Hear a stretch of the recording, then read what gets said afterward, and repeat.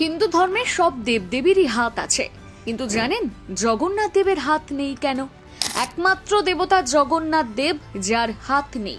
কিন্তু কেন কেন সব দেবদেবীর হাত থাকা সত্ত্বেও জগন্নাথ দেবের হাত নেই? কি এমন কারণ যার ফলে দেবমূর্তিকে অসম্পূর্ণ রেখেই তাতে প্রাণ প্রতিষ্ঠা করা হলো? জানেন সেই কাহিনী? সেই অলৌকিক কাহিনী জানলে বিশ্বাসে মাথা নত করবেন। পৌরাণিক কাহিনী অনুযায়ী কলিঙ্গ রাজ্যের রাজা ইন্দ্রদস্যু তার রাজ্যে ভগবান বিষ্ণুর একটা মন্দির বানাবেন বলে ঠিক করলেন। তারপর মন্দির বানানোর ব্যবস্থা করা হলো, কিন্তু মূর্তি বানাতে গিয়ে রাজা মহা সমস্যায় পড়লেন যে কেমন রূপ দেবেন তার প্রিয় বিষ্ণু দেবতার বিগ্রহকে। এই সমস্যার কথা ইন্দ্রদস্যুর ব্রহ্মদেবকে বলেন।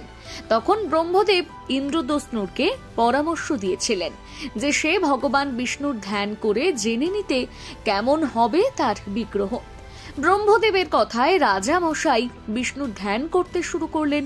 তার ধ্যানে তুষ্ট হয়ে বিষ্ণু তাকে জানালেন যে পুরীর কাছে সমুদ্রে যে নিম গাছের গুড়ি ভেসে আসবে সেখান থেকে মূর্তি নির্মাণ করতে হবে তার। বিষ্ণুদেবের কথা মতন সমুদ্রে ভেসে আসা নিম গাছের গুড়িকে নিয়ে এসে রাজার শিল্পী নিযুক্ত করলেন বিগ্রহ বানানোর কাজে। কিন্তু বিগ্রহ মূর্তি বানাতে পারছিলেন না শিল্পীরা, কারণ যতবার গাছের গুড়িটি কাটতে যাওয়া হচ্ছে ততবার ভেঙে যাচ্ছে। আর এই সমস্যার সমাধানের উপায় রাজা মশাইয়েরও জানা ছিল না।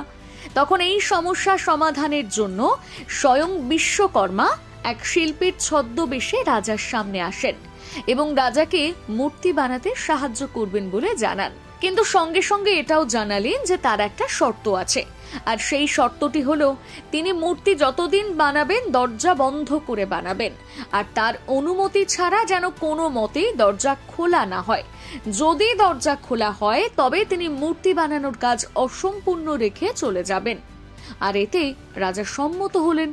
তারপর বিশ্বকর্মা বন্ধ দরজার আড়ালে মূর্তি বানানোর কাজ শুরু করে দিলেন। যথারীতি বিশ্বকর্মা তার মূর্তি বানানোর জন্য অনেক দিন সময় নিচ্ছিলেন, কিন্তু রাজা মূর্তিটি দেখার কৌতূহল কোনো মতেই সামলাতে পারছিলেন না।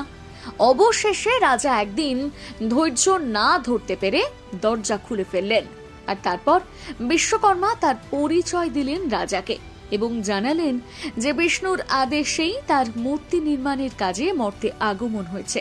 কিন্তু রাজা যেহেতু তার শর্ত ভঙ্গ করেছেন, তাই বিশ্বকর্মা আর মূর্তি বানাবেন না। এরপর বিশ্বকর্মা মূর্তির কাজ অসমাপ্ত রেখে স্বর্গে ফিরে গেলেন।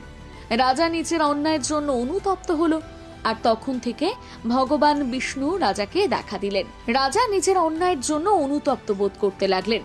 ঠিক সেই সময় ভগবান বিষ্ণু রাজাকে দেখা দিলেন এবং জানালেন যে এই অসমাপ্ত মূর্তিকেই মন্দিরে স্থাপন করে প্রাণ প্রতিষ্ঠা করতে, আর এই জন্যই জগন্নাথ দেবের হাত নেই। তাহলে বুঝলেন তো জগন্নাথ দেবের হাত কেন নেই?